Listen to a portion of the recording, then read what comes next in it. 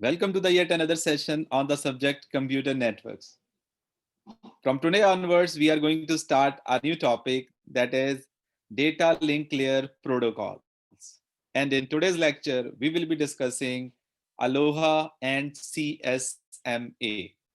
Let's start the discussion with the introduction to data link layer protocols. The networks are divided into two categories: broadcast network and point to point network.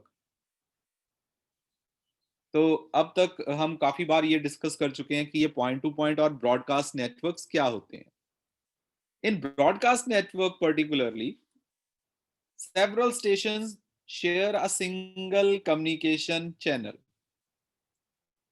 तो क्या होता है broadcast network में? A single communication channel is shared by the multiple systems like this.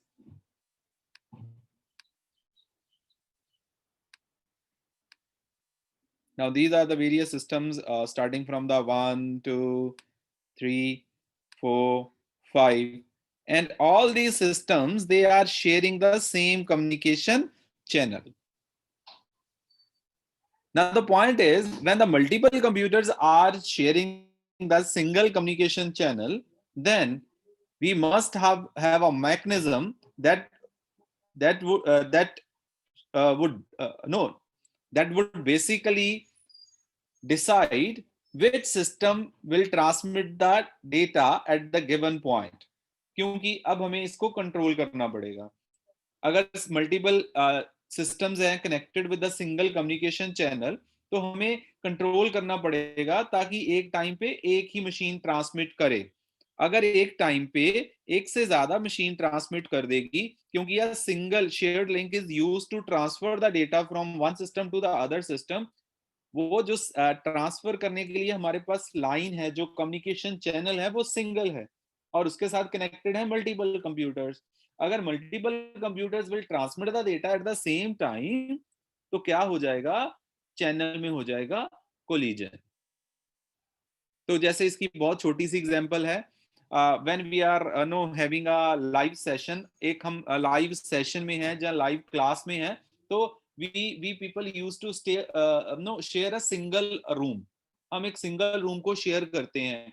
तो अगर बहुत ज्यादा लोग एक ही टाइम पे बोलना स्टार्ट कर देंगे, तो किसी को एक दूसरे की बात का पता नहीं चलेगा. इसी तरह से when a single communication link is shared by the multiple computers, only one computer can transmit at the given point of time. अगर एक टाइम पे, लेट्स सपोज टाइम t1 पे मल्टीपल कंप्यूटर्स ट्रांसमिट कर देंगे, क्योंकि डेटा तो एक ही link में से जाएगा, और उस लिंक में जब दो मशीन्स डेटा ट्रांसमिट कर देंगी, तो अल्टीमेटली क्या हो जाएगा? कोलिजन.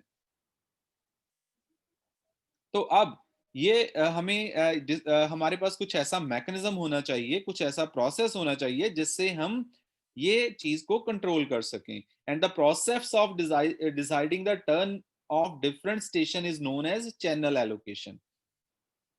अब किस मशीन को किस टाइम पे हमने कम्युनिकेशन चैनल पे ट्रांसमिट करना अलाउ करना है, this is called channel allocation. अब जो चैनल एलोकेशन होती है,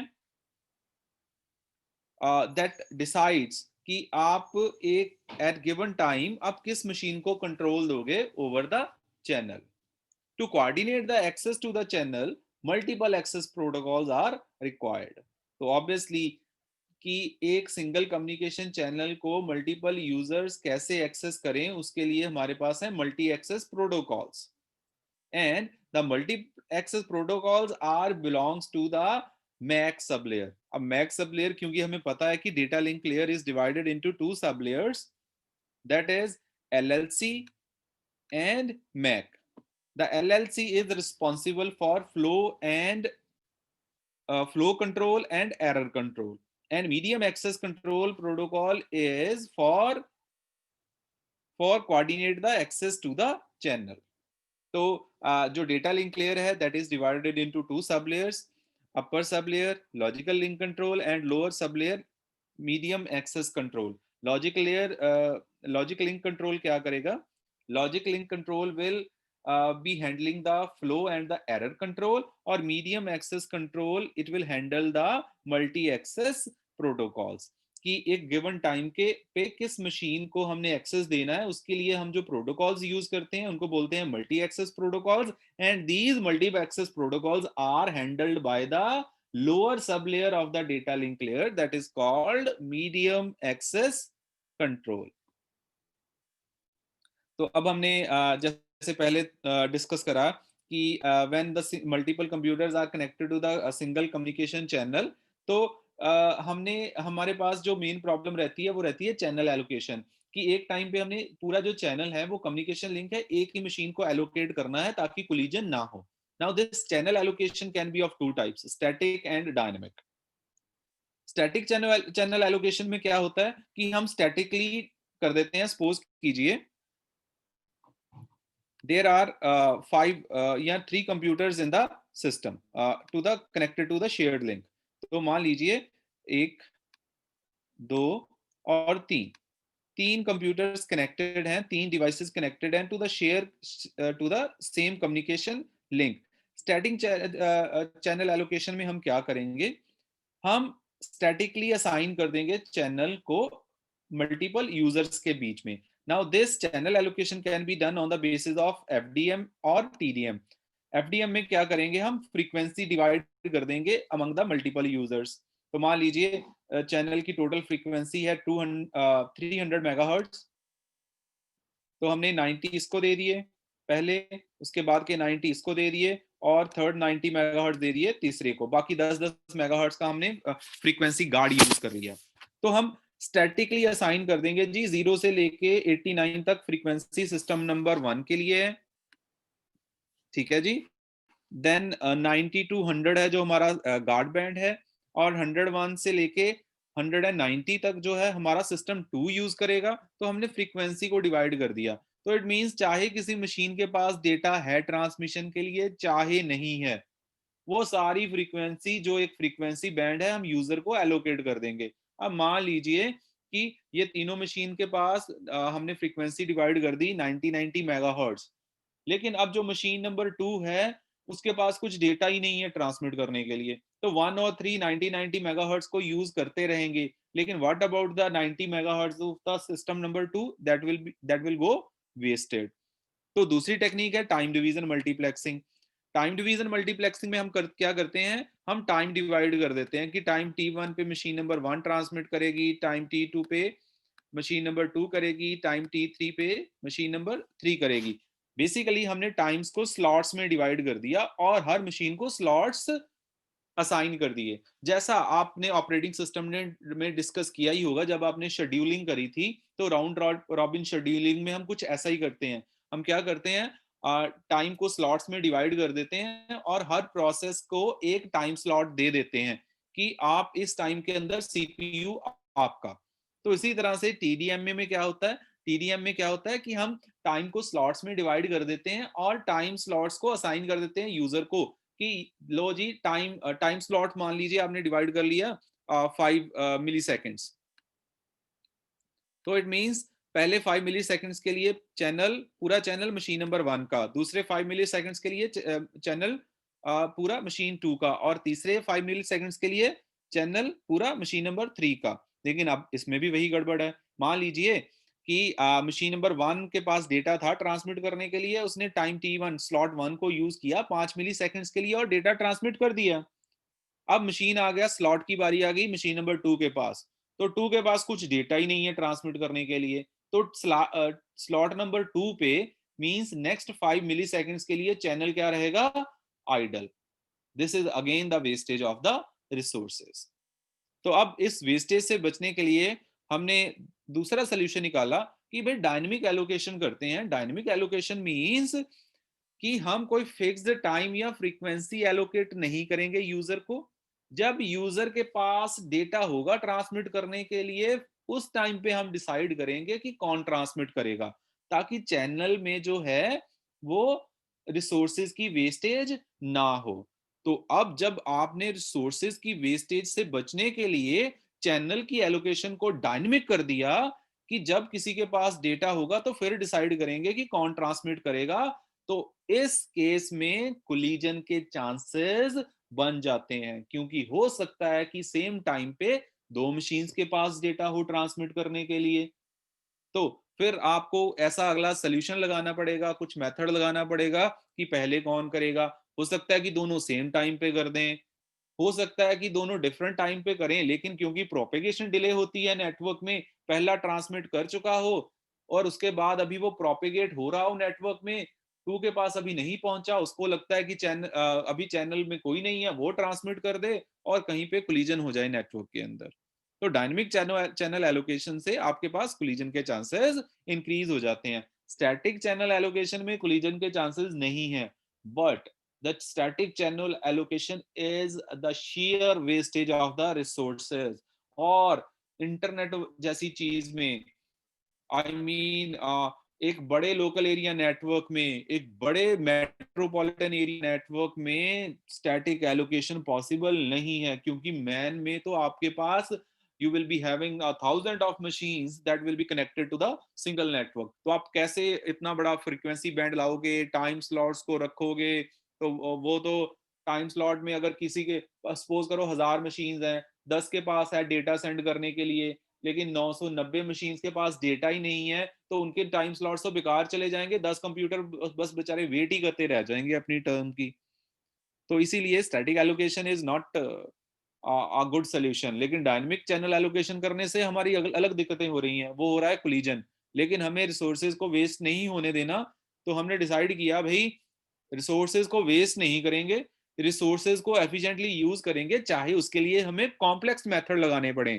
तो वो कॉम्प्लेक्स मेथड क्या है, कोलिजन के, कि कोलिजन से कैसे बचें, अगर कोलिजन हो गया इसको डिटेक्ट करें। तो ये सारी चीजें हमारी आ जाएंगी इन डायनेमिक चैनल एलोकेशन। तो when we think of the dynamic channel allocation, we assume certain things। तो पहली चीज है जी station model. Station model means there are multiple systems and these systems can be no they can be computer, laptops, printers, scanners, no they can be any networking device। so in station model multiple devices are there and they are connected to the communication channel। so this is called station model, multiple computers are in the network। the second is single channel। तो पहले में है कि multiple computers हैं, but जो multiple computers हैं they are connected the single channel only. तो the third is collision. अगर multiple computers are, if the multiple computers are connected to the single communication channel, it means there is a probability of collision। तो collision की probability होती है। The fourth is continuous time। continuous time means कि जो time है वो continuous है, किसी भी मशीन के पास डेटा हो सकता है ट्रांसमिशन के लिए and it can transmit. The fifth assumption is slotted time. इस अजम्पशन में हम क्या मान के चलते हैं कि time is divided into slot and machine can transmit the data on the starting of the slot only. वो बीच में ट्रांसमिट नहीं कर सकता, कि टाइम को स्लॉट्स में डिवाइड कर दिया और यूजर क्या करेगा, वो स्लॉट्स के स्टार्टिंग में ही डेटा को ट्रांसमिट कर सकता है। तो स्टेशन मॉडल में हो गया कि there are multiple computers, single channel में हो गया कि multiple computers are connected to the same communication channel.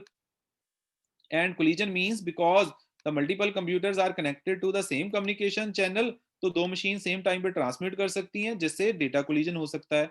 Continuous channel means किसी मशीन के पास किसी भी टाइम पे डेटा हो सकता है ट्रांसमिशन के लिए। स्लॉटेड टाइम मींस अब हमने टाइम्स को स्लॉट में डिवाइड कर दिया, there are multiple computers like this.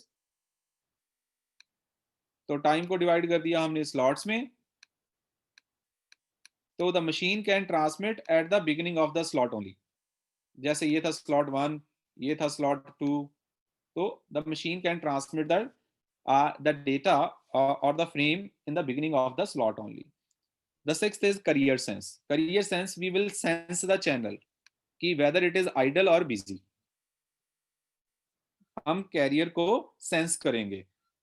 Career को सेंस करेंगे मतलब कि जो हमारा कम्युनिकेशन चैनल है हम उसको कॉन्टिन्यूसली सेंस करते रहेंगे कि क्या वो आइडल है या वो बिजी है।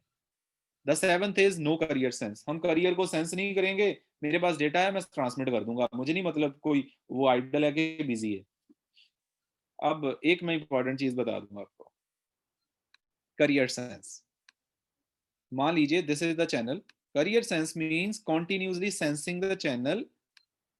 तो कॉन्टिन्यूसली सेंस करने के हमारे तीन हम क्यों करते हैं, तीन उसके मेन मोटिव्स हैं कि चैनल को सेंस करना है कि क्या वो आइडल है, आइडल है कि कोई ट्रांसमिशन नहीं हो रही।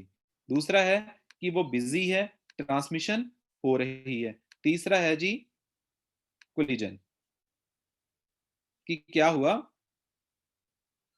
चैनल में कोलिजन हो चुका है। तो अब ये कैसे पता चलेगा जी, कोई एक लाइन है कंप्यूटर कनेक्टेड है, अब कैसे पता चलेगा जी आइडल है, डेटा ट्रांसमिट हो रहा है कि नहीं हो रहा, कि कोलिजन हो चुका है डेटा का, वो पता कैसे चलेगा अब चैनल में, क्योंकि सिग्नल जो होता है वो वोल्टेज की फॉर्म में होता है। अगर चैनल में कोई वोल्टेज नहीं है तो इट मीन्स आइडल, अगर नॉर्मल लेवल वोल्टेज है तो बिजी, अगर अब नॉर्मल लेवल ऑफ वोल्टेज है तो इट मीन्स कोलिजन। तो मान लीजिए हम जीरो के लिए यूज करते हैं 0 वोल्ट, और 1 के लिए यूज करते हैं +5 वोल्ट। तो इट मीन्स अगर चैनल 0 वोल्ट पे है तो वो आइडल है, तो इट मीन्स अगर 5 वोल्ट पे है तो वो बिजी है, और अगर मान लीजिए 8 वोल्ट हैं 10 वोल्ट हैं तो इट मीन्स कोलिजन हो चुका है। वैसे नॉर्मली हम जीरो के लिए कभी भी 0 वोल्ट नहीं यूज करते, नॉर्मली हम ये ऐसे रखते हैं, जीरो के लिए +5 वोल्ट और 1 के लिए +10 वोल्ट। क्योंकि अगर आप 0 वोल्ट रख दोगे जीरो के लिए तो उस टाइम पे वो चैनल है जो आइडल सेंस हो जाएगा, एक्चुअली वो आइडल नहीं है। तो इट मींस अगर चैनल में कोई वोल्टेज लेवल है तो नॉर्मल वोल्टेज लेवल कहां तक है, 10 तक। अगर कोई वोल्टेज नहीं है, 0 वोल्ट है तो channel idle. Normal voltage level कहां से कहां तक है, 5 से 10 तक। अगर इतना वोल्टेज लेवल है चैनल का तो इट मींस वो बिजी है, और अगर वोल्टेज लेवल नॉर्मल लेवल से ज्यादा है तो इट मींस चैनल में कोलिजन हो गया। तो इस तरह से हम कोलिजन को चैनल को सेंस करते हैं, और तीन हमारे पास मोटिव्स रहते हैं कि ये देखना कि चैनल आइडल है, बिजी हुआ है कि कोलिजन हो गया, वो हमें पता चलता है from the level of the voltage in the channel. Now talking about the multi-access protocol, multiple access protocols are of three types: random access, controlled and channelized. तो उसमें से आज हम अपनी जो डिस्कशन है वो स्टार्ट करेंगे विद रैंडम एक्सेस प्रोटोकॉल्स। उसमें हम डिस्कस करेंगे अलोहा और CSMA। तो चलिए डिस्कशन स्टार्ट करते हैं with the first random access protocol. तो उससे पहले देख लेते हैं कि रैंडम एक्सेस प्रोटोकॉल्स होते क्या हैं। तो random access method is also known as the contention method. इसको हम कंटेंशन मेथड भी बोलते हैं क्योंकि मल्टीपल कंप्यूटर्स हैं जो वो compete करते हैं to transmit the data in the shared link, इसलिए इसको कंटेंशन मेथड भी बोलते हैं। So in this method there is no control station, कोई मास्टर सेकेंडरी का इसमें कॉन्सेप्ट नहीं होता। The third is station can make a decision on whether or not to send the data. Station खुद decision लेगा कि वो सेंड करेगा कि नहीं सेंड करेगा। Now this decision is basically based upon the status of the channel, कि channel busy है या आइडल है। तो रैंडम एक्सेस इसलिए हम इसको बोलते हैं क्योंकि इसमें हमने कोई शेड्यूलिंग नहीं कर रखी, हर मशीन फ्री है डिसीजन लेने के लिए कब वो ट्रांसमिट करेगी या कब वो ट्रांसमिशन के लिए रुकेगी, इसीलिए इसको रैंडम बोलते हैं, रैंडम एक्सेस प्रोटोकॉल्स। तो रैंडम एक्सेस प्रोटोकॉल जो है हमारे पास चार तरह के हैं जी: Aloha, CSMA, CSMA CD, CSMA CA। तो आज हम डिस्कशन करेंगे सिर्फ अलोहा और CSMA पे। CSMA फर्दर तीन तरह का हो सकता है: one persistent, non persistent and P persistent. Aloha भी दो तरह का हो सकता है: pure Aloha and slotted Aloha. तो आज हम पांचों ये प्रोटोकॉल्स डिस्कस करेंगे। तो चलिए स्टार्ट करते हैं with Aloha. Now Aloha can be of two types: pure aloha and slaughtered aloha. So aloha basically, aloha protocol was invented by the Abramson, and aloha means Abramson's logic of hiring access. तो एक scientist थे Abramson उनका नाम था, तो उन्होंने invent किया था अलोहा को। And Abramson's logic of hiring access is called Aloha. तो अलोहा जो है वो दो तरह का होता है: pure Aloha and slotted Aloha. मतलब मेरी बात फिर ध्यान से सुन लो। सिंगल चैनल है, मल्टीपल कंप्यूटर्स हैं, हमने कोलिजन से बचना है। कोलिजन से बचना है कि उसका बचने का एक ही मेथड है कि एक टाइम से एक से ज्यादा कंप्यूटर्स ट्रांसमिट ना करें। अगर वो ट्रांसमिट कर देते हैं तो फिर हमें देखना पड़ेगा, कोलिजन को डिटेक्ट करना पड़ेगा, और कोलिजन डिटेक्शन हो गई है फिर हमें बैक ऑफ करना पड़ेगा, अपनी ट्रांसमिशन को रोकना पड़ेगा। तो इसीलिए हम ये protocol multi access protocols use करते हैं। तो उन मल्टीपल एक्सेस प्रोटोकॉल्स में से भी सबसे पहले है रैंडम एक्सेस प्रोटोकॉल, जिसमें हम कोई फिक्स्ड टाइम, कोई फिक्स्ड फ्रीक्वेंसी किसी चैनल को नहीं देते, रैंडमली डिसाइड करते हैं कि कौन ट्रांसमिशन करेगा। तो सबसे पहला प्रोटोकॉल है अलोहा।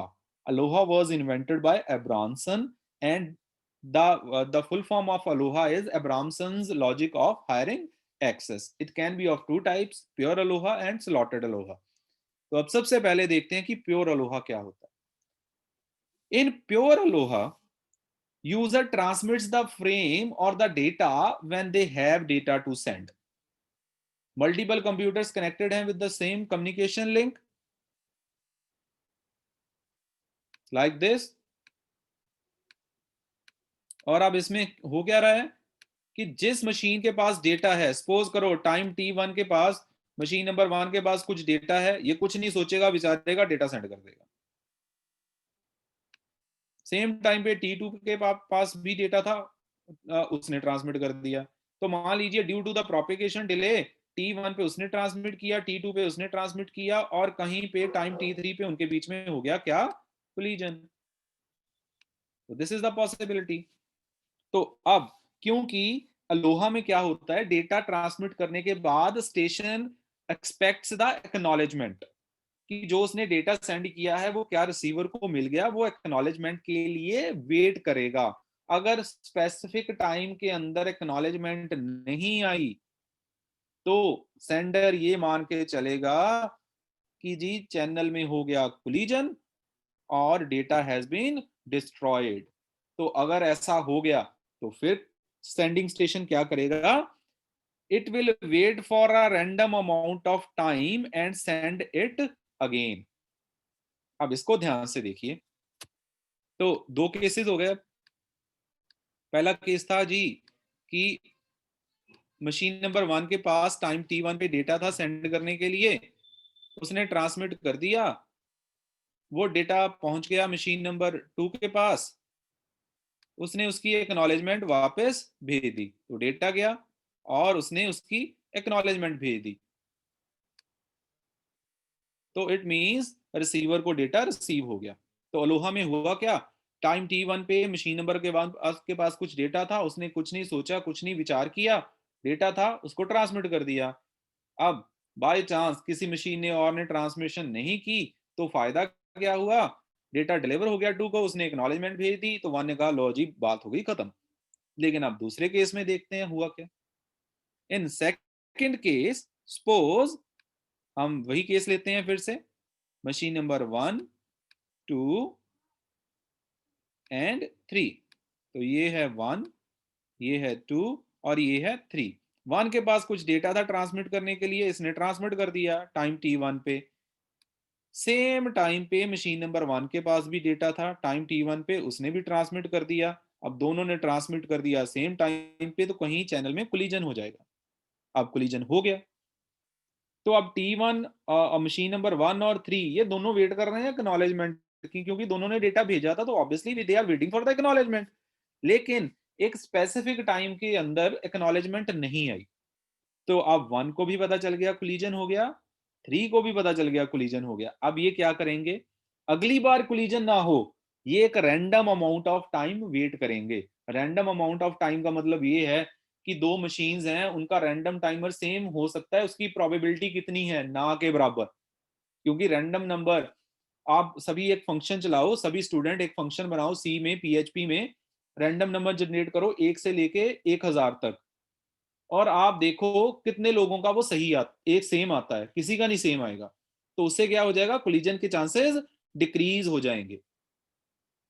तो लेकिन obviously propagation delay is there, फिर भी कोलिजन के चांसेस तो हैं ही। So this is the working of the pure Aloha. तो आप देख सकते हो तो यहाँ पे क्या था, टाइम t1 पे मशीन नंबर 1 ने ट्रांसमिट किया, ठीक है जी, किसी और मशीन ने ट्रांसमिट नहीं किया, तो इट मींस 1.1 फ्रेम है जो वो कंप्लीटली डिलीवर हो गया। फिर नेक्स्ट टाइम पे, टाइम t2 पे स्टेशन नंबर 1 ने भी ट्रांसमिट कर दिया, 2 ने भी कर दिया, 3 ने भी कर दिया, तो तीनों का हो जाएगा कोलिजन, इसमें से कुछ नहीं मिलेगा। फिर टाइम t3 पे स्टेशन 2 ने ट्रांसमिट किया 2.2, किसी ने नहीं ट्रांसमिट किया, ये भी डिलीवर हो जाएगा। लेकिन आगे फिर सेम टाइम पे दो से ज्यादा मशीन, एक से ज्यादा मशीन ने ट्रांसमिट कर दिया, this will again lead to the collision. तो अब कोलिजन होने के बाद वो क्या करेंगे, random amount of time wait करेंगे, और रैंडम अमाउंट ऑफ टाइम के बाद वो फिर से ट्रांसमिशन कर देंगे, क्योंकि रैंडम टाइम वेट किया अब आपने, उससे कोलिजन के चांसेस कम हो जाएंगे, लेकिन चांसेस रहेंगे, कम होंगे, खत्म नहीं होंगे। तो उस चीज से बचने के लिए फिर हमने इन्वेंट किया स्लॉटेड लोहा। तो स्लॉटेड लोहा में अब हमने क्या कर दिया, हमने टाइम को डिवाइड कर दिया जी स्लॉट्स में। अब कॉन्टिन्यूस टाइम नहीं रखा कि आपके पास डेटा है ट्रांसमिट कर दो, नहीं, हमने क्या किया, हमने अब टाइम को डिवाइड कर दिया इनटू द स्लॉट्स। और इसका एक रूल है कि आप सिर्फ स्लॉट के स्टार्टिंग में, अब सपोज कीजिए this is slot 1, this is slot 2, this is slot 3, this is slot 4 and this is slot 5। Time को हमने डिवाइड कर दिया स्लॉट्स में, और हमने अब ये रूल रख दिया कि किसी के पास भी डेटा हो ट्रांसमिशन के लिए तो वो स्लॉट के शुरू में ही कर सकता है। अगर स्लॉट शुरू हो चुका है उसके बाद वो ट्रांसमिट नहीं कर सकता। अगर स्लॉट शुरू हो चुका है तो मशीन को वेट करनी पड़ेगी फॉर द नेक्स्ट स्लॉट। तो इससे क्या हो जाएगा, हमारे कोलिजन के चांसेस कम हो जाएंगे, क्योंकि सेम टाइम पे टाइम स्लॉट्स, क्योंकि टाइम डिवाइडेड है स्लॉट्स में, और वो स्लॉट्स होंगे बहुत, नो, इट विल बी, जो स्लॉट होता है वो टाइम का दैट इज इक्वल टू और greater than the propagation time. ऐसे स्लॉट डिसाइड करते हैं कि स्लॉट का साइज कितना होगा, तो वो डिसाइड करते हैं by, it should be keep no kept greater than or equal to the propagation time. तो हर मशीन स्लॉट के स्टार्टिंग में ही ट्रांसमिट कर सकती है। अगर उसके पास कुछ डेटा है लेकिन स्लॉट स्टार्ट हो चुका है तो उसको वेट करनी पड़ेगी for the next slot. This is the working of the slotted लोहा। इससे कोलिजन के चांसेस और कम हो गए, लेकिन कोलिजन के चांसेस अभी भी हैं। तो अब हमने सोल्यूशन निकाला, भी ऐसे बात नहीं बनेगी, कुछ और सोचना पड़ेगा। तो सोच के हमने सोल्यूशन निकाला CSMA, carrier sense multiple access. अब कैरियर सेंस में क्या होगा कि कोई भी मशीन है उसके पास डेटा है ट्रांसमिट करने के लिए, तो वो इमीडिएटली उसको ट्रांसमिट नहीं करेगा। वो करेगा क्या बेसिकली, तो मान लीजिए this is machine 1, this is machine 2 and this is machine 3। तो मशीन 1 कॉन्टिन्यूसली सेंस करता रहेगा चैनल को कॉन्टिन्यूसली कि चैनल का स्टेटस क्या है। अब स्टेटस तो तीन ही हो सकते हैं, आइडल, बिजी या कोलिजन। अब आइडल है, बिजी है, कोलिजन है, ये कैसे पता चलेगा, from the voltage level of the channel. तो चैनल क्या करेगा, वो कॉन्टिन्यूसली सेंस करता रहेगा। सपोज कीजिए चैनल है बिजी, तो वो कॉन्टिन्यूसली सेंस करता रहेगा। जैसे ही फ्री होएगा फिर वो सोचेगा कि ट्रांसमिशन करनी है कि नहीं करनी। अब ये करनी है, सोचना कैसा है, ये सोचना तीन तरह का होता है, one persistent, non persistent and P persistent. इसको वन परसिस्टेंट या जीरो परसिस्टेंट भी बोलते हैं। P here means probability.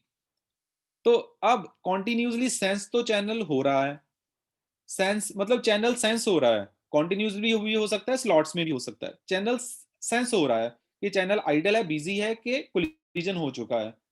अगर चैनल बिजी है तो चैनल डिसीजन लेगा कि वो ट्रांसमिट करेगा कि नहीं करेगा।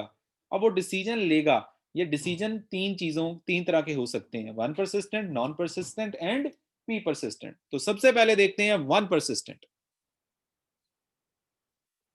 वन परसिस्टेंट में क्या होगा, the station will transmit will continuously sense the channel.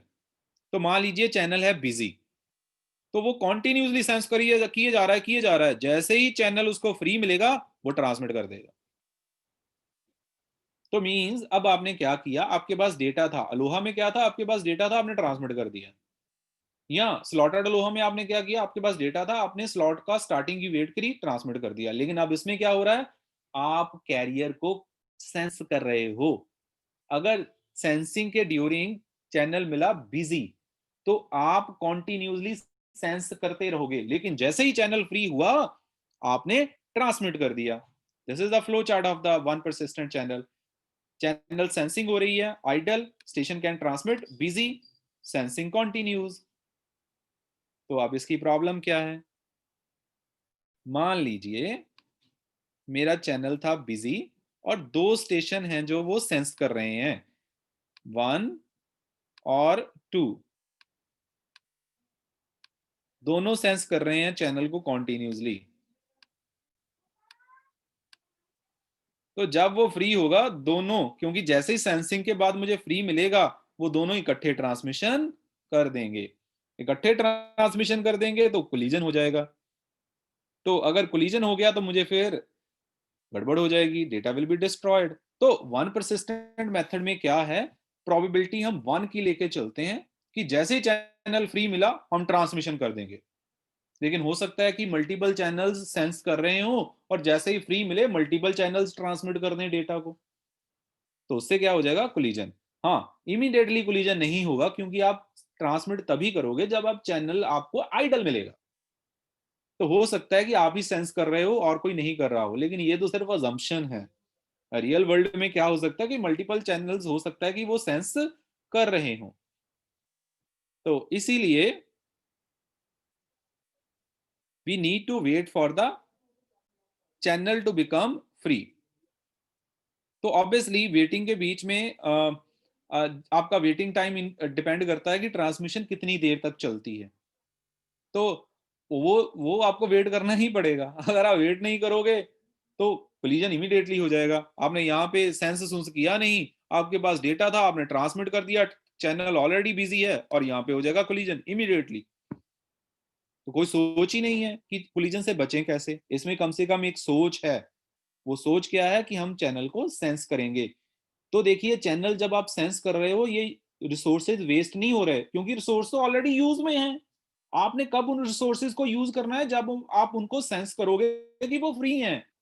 आपने फ्री नहीं रहने देना एक मिनट भी उसको, एक सेकंड भी।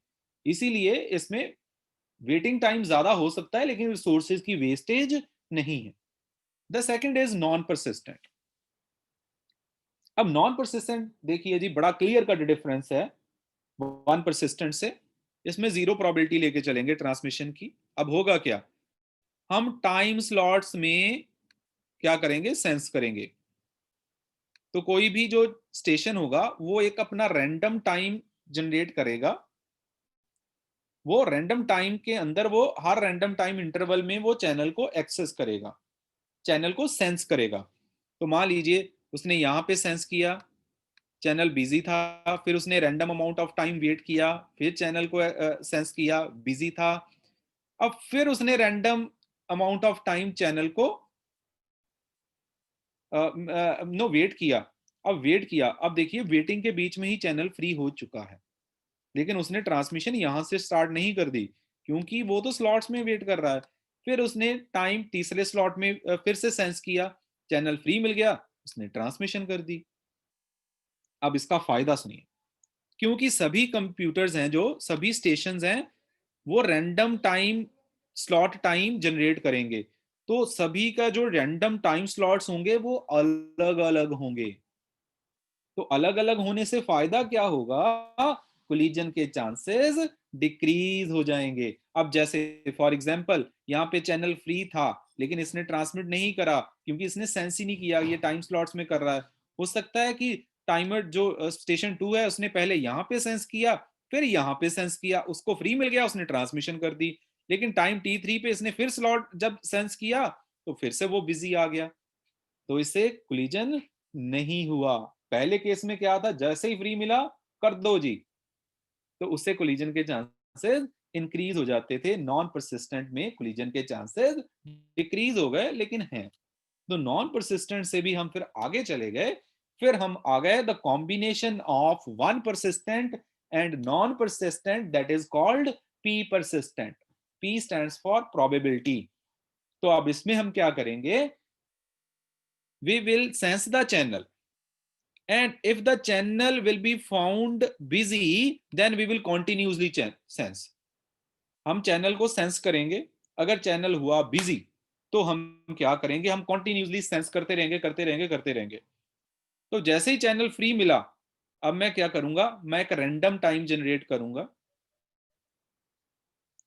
आर, और आर जनरेट करने के बाद मैं उतना टाइम स्लॉट वेट करूंगा, वेट करने के बाद मैं प्रोबेबिलिटी कैलकुलेट करूंगा।